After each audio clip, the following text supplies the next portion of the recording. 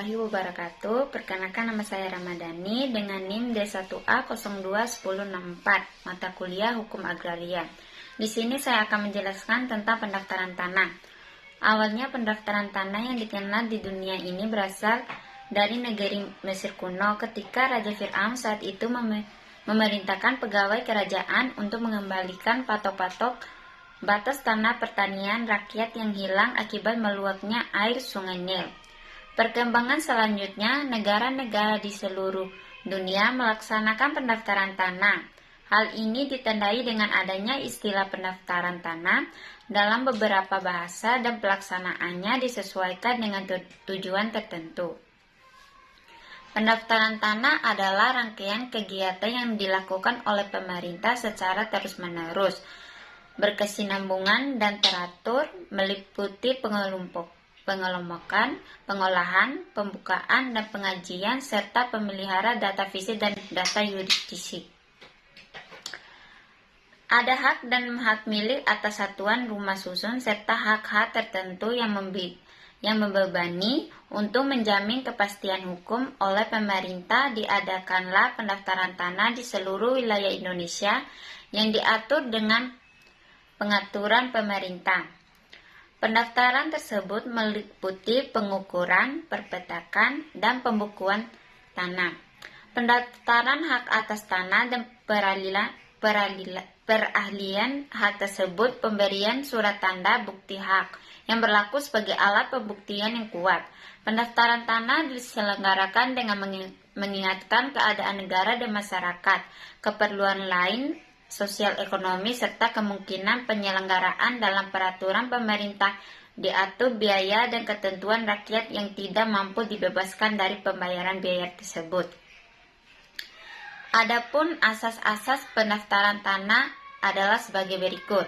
1. Sederhana atau ketentuan dan prosedur mudah dipahami. 2. Aman, diselenggarakan secara teliti dan cermat sehingga hasilnya dapat menjamin kepastian hukum. 3. Terjangkau, terjangkaunya oleh pihak yang memerlukan. 4. Mutakhir, atau kelengkapan yang memandai dalam pelaksanaannya dan kesinambungan dalam pemeliharaan data terbuka.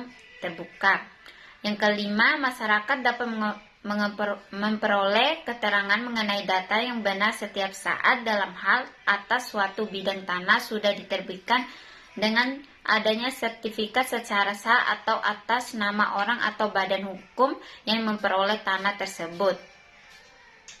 Menuntut pelaksanaan hal tersebut, apabila dalam waktu 5 tahun sejak diterbitkan sertifikat itu tidak mengajukan keberatan secara tertulis kepada pemegang sertifikat dan kantor pertahanan yang bersangkutan, ataupun tidak mengajukan gugatan ke pengadilan mengenai penguasaan tanah atau penerbitan sertifikat tersebut. Adapun tujuan pendaftaran tanah. Tujuan pendaftaran tanah adalah sesuatu yang ingin dicapai dari pendaftaran tanah dengan tujuan fiskal, mempunyai fungsi yang berhubungan dengan kepentingan negara, yaitu untuk keperluan pemungutan pajak tanah. Sedangkan tujuan pendaftaran tanah yang bersifat hukum mengingatkan kepastian mengenai sikap pemegang hak milik atau hak-hak lain atas sebidang tanah. Ini dipandang dari segi hukum. Selanjutnya, agar kedua fungsi pendaftaran tanah tersebut dibedakan secara jelas. Berpendapat bahwa pendaftaran tanah mempunyai 3 keuntungan antara lain. 1. Peniadaan dari keterlambatan dan pembiayaan yang berkelebihan. Arti dengan adanya pendaftaran tanah tersebut, maka tidak perlu selalu diulang dari awal setiap adanya peralihan hak, apakah dia berhak atau tidak. Yang kedua, penyederhanaan atas alas hak yang berkaitan dengan adanya pendaftaran tanah. Yang ketiga, ketelitian artinya dengan adanya pendaftaran tanah, maka ketelitian sudah tidak diragukan lagi.